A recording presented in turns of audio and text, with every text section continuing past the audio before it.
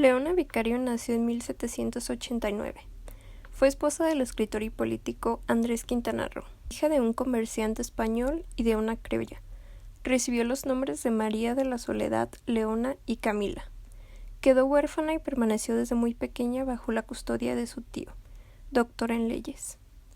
Leona adquirió una esmerada educación. Cultivó las ciencias, las bellas artes, la pintura, el canto y la literatura. De acuerdo con sus biógrafos, Leona creció en virtud y sabiduría, pero dotada de un espíritu rebelde y libre que no admitía ninguna tutela que impidiese su desarrollo, en un clima de apertura a todas las novedades, tanto en lo que se refería a sus lecturas como a sus amistades y actividad social. En el bufete de su tío y tutor trabajaba como pasante en leyes Andrés Quintana Roo, recién llegado de Yucatán, de quien se enamoró y con quien colaboró llena de entusiasmo en favor de la protesta criolla por los acontecimientos que se sucedieron en Nueva España a partir de 1808. Entre otras actividades, desde 1810 actuó como mensajera de los insurgentes, dio cobijo a fugitivos, envió dinero y medicinas y colaboró con los rebeldes, transmitiéndoles recursos, noticias e información de cuantas novedades ocurrían en el corte virreinal. Ferviente proselitista de la causa insurgente, a finales de 1812 había convencido a unos armeros vizcaínos para que se pasaran a su bando, trasladándose a Tlalpujahua, localidad en la que estaba instalado el campamento de Ignacio López Rayón, donde se dedicaron a fabricar unos fusiles tan perfectos como los de la Torre de Londres, según Carlos María Bustamante. Poco después, las autoridades interceptaron a uno de sus correos, el cual la delató, por lo que fue vigilada y seguida cada vez más de cerca. Finalmente, en marzo de 1813, la Real Junta de Seguridad y Buen Orden, creada al producirse el levantamiento de Dolores, decidió intervenir y le instruyó un larguísimo proceso en el que fueron apareciendo las piezas y documentos que la inculparon gravemente. Entre otros, los relativos a sus intentos de huida para pasarse al campo de los rebeldes. Para escándalo de su tutor, se la internó en el Colegio de Belén de las Mochas. Allí fue sometida a un interrogatorio y se presentaron las pruebas y diligencias judiciales que figuran en las actas reproducidas por su biógrafo Genaro García. Según este historiador, su simple lectura convence del valor y nobleza excepcionales de Leona, cuya actitud parece muy superior a las de tantos insurgentes que se hallaron en parecidas circunstancias. Declarada culpable, en lugar de enviarla a la cárcel de corte, se le mantuvo presa en el mismo colegio de Belén, hasta que el 23 de abril de ese año la liberó un grupo de caballeros bajo el mando de Andrés Quintana Roo, quien la mantuvo oculta por unos días y forzó más tarde su salida de la capital, simulando ser arrieros que conducían un atajo de burros cargados con cueros de pulque. Leona, con la cara y los brazos pintados de negro, y unas cuantas mujeres, vestidas también de negro, marchaban sentadas sobre unos guacales. Los cueros y las hortalizas, al parecer, iban cargados de tinta de imprenta, además de letras y moldes de madera para la confección del periódico de los rebeldes. Empeñada en seguir colaborando con la insurgencia, huyó de la capital con destino al campamento de Tlalpujahua. A partir de entonces, su vida coincidió con la del intelectual y político yucateco, siempre al servicio de la insurgencia y del Congreso insurgente.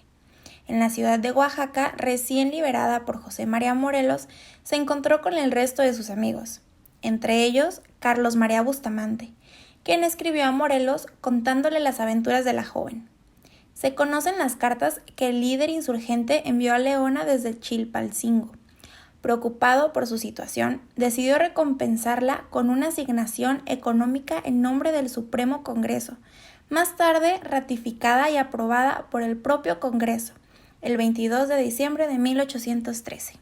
Siguiendo al Congreso, que forzado por la persecución de los realistas, peregrinó de una población a otra a lo largo de 1814 y gran parte de 1815. Se mantuvo Leona acompañando a su marido, en condición de diputado y enseguida vicepresidente y presidente en funciones de la Asamblea Popular. Mientras elegía generalísimo a Morelos, se proclamaba la independencia de la América Mexicana y se daba a conocer en Apatzingán el texto completo de la Constitución de México. Leona siguió colaborando y trabajó en la confección de los periódicos que se publicaban gracias al impulso de Quintana Roo, el Ilustrador Americano y el Semanario Patriótico Americano. Finalmente, capturado y muerto José María Morelos y disuelto el Congreso por las propias facciones insurgentes enfrentadas, Leona y su marido se escondieron en la zona de Michoacán, rechazando los repetidos indultos que les llegaban desde la capital, donde su tío Agustín Pomposo seguía con pesadumbre y resignación las peripecias de su sobrina, tratando de influir primero en el ánimo del general Félix Calleja y más tarde en el virrey Ruiz de Apodaca.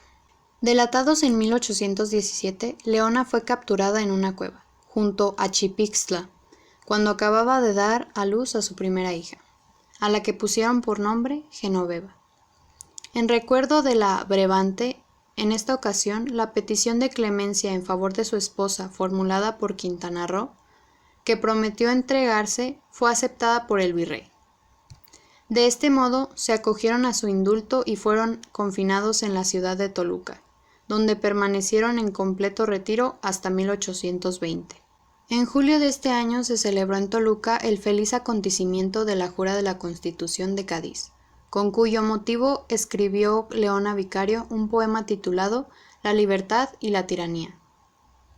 En agosto de este mismo año regresaron a la Ciudad de México y, consumada la independencia y en compensación por la pérdida de sus bienes familiares, el Congreso de la República concedió a Leona Vicario en la sesión celebrada el 8 de agosto de 1823 y como respuesta a la representación elevada por ella misma, una liquidación en metálico y una hacienda de labor, pulque y ganado llamada Ocotepec, en los llanos de Apam, además de 3 casas en la Ciudad de México. En 1827, el Congreso del Estado de Coahuila y Texas acordó que la villa de Saltillo se denominase en adelante Leona Vicario, constando en el expediente de concesión la respuesta agradecida de la mujer fuerte de la independencia, como ya era por entonces conocida. Más tarde, con una segunda hija a la que llamaron Dolores, en recuerdo de la villa en la que Hidalgo proclamó la rebelión de 1810, siguió las vicisitudes políticas, periodísticas y poéticas de su esposo, a quien defendió y por quien peleó cuando el presidente Anastasio Bustamante decidió su persecución y condena como represalia por las campañas de prensa que se difundían desde el Federalista, editado gracias a los recursos de Leona. Fue muy comentado el incidente ocurrido en febrero de 1831, cuando algunos policías secretos visitaron su casa, en busca de complicidades y como maniobra de intimidación, lo que le motivó a solicitar una entrevista con Bustamante y a enviar unas cartas de protesta ante El Sol, el periódico oficial. A estas protestas contestó El Sol pocos días después. En prueba de imparcialidad insertamos hoy una carta que nos ha dirigido la señorita doña Leona Vicario, esposa de don Andrés Quintana Roo, a la cual dio cosquillas una visita hecha por 2 jefes de cuya educación y sentimientos no es creíble que fueran a la casa de dicha señora a cometer faltas y mucho menos crímenes. Pocos días después, el Federalista publicó una larga relación de lo sucedido suscrita por la esposa ofendida. Ello dio lugar a una larga polémica de la prensa, en la que intervinieron El Sol, el Registro Oficial y el propio secretario de Relaciones, Lucas Alemán, líder indiscutible del partido en el poder, a quien Quintana Roo acusaba de querer ultrajar un hombre respetable. La carta firmada por Leona y dirigida a Alemán, fechada el 2 de abril, está llena de hermosos conceptos de elevado patriotismo.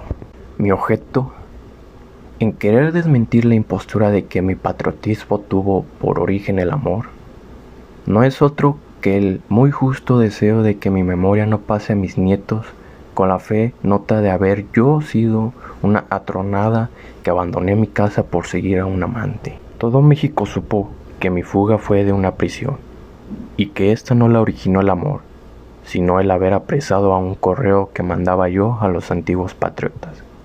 Confiese usted, señor Alamán, que no solo el amor es el móvil de las acciones de las mujeres, que ellas son capaces de todos los entusiasmos y que los deseos de gloria y libertad para la patria no les son unos sentimientos extraños. Antes bien suelen obrar en ellas con más vigor, son más desinteresados y parecen que no buscan más recompensa que la de que sean aceptados. En 1833, Quintana Roo fue nombrado secretario de la Justicia de un gobierno liberal, y aunque renunció meses después por disentir de las decisiones que tomaba el partido del general Santana, desde 1835 y hasta el final de su vida permaneció como magistrado de la Suprema Corte de Justicia. Pocos años después, el 21 de agosto de 1842, falleció Leona Vicario en la Ciudad de México, rodeada de su esposo y sus 2 hijas. Hasta el final de su vida había seguido escribiendo y opinando, tanto en las páginas del Federalista como en las tertulias literarias y políticas que habían sabido impulsar y a las que asistió siempre lo más granado de la sociedad liberal. Reposó inicialmente junto con los restos de Quintana Roo en la Rotonda de los Hombres Ilustres, pero desde 1910 sus cenizas se encuentran depositadas en la cripta de la Columna de la Independencia, en el Paseo de la Reforma. Datos que quizás no sabías sobre Leona Vicario. Nació en la Nueva España, hoy México, en 1789, y su nombre completo es María de la Soledad Leona Camila Vicario Fernández de San Salvador. Recibió una educación notable, costumbre poco común en las mujeres de la época. La educación intelectual estaba destinada a los hombres. Quedó huérfana siendo adolescente. Un tío administró su herencia y aunque era vecino de Leona, ella vivió sola, algo también poco común en las mujeres de aquella época. Estuvo a punto de casarse con Octaviano Obregón. El inicio de la Guerra de Independencia evitó que se desposara en aquella ocasión. Sin embargo, sí contrajo matrimonio posteriormente con Andrés Quintana Roo. Leona se convirtió en informante de los insurgentes, el grupo que detonaría la independencia, incluso los apoyó donándoles algunos de sus bienes. Cuando se descubrió que era informante, fue apresada y recluida en un convento. Logró escapar de su reclusión con ayuda de algunos integrantes del movimiento de independencia. Después de su escape, huyó a Oaxaca y se unió a las filas de José María Morelos y Pavón, líder de la Guerra de Independencia. Los bienes de Leona Vicario fueron confiscados por las autoridades virreinales. Colaboró con algunos periódicos de la época y es considerada la primer mujer periodista de México. Sus biógrafos coinciden en que fue una mujer valiente, inteligente, disciplinada y muy hermosa.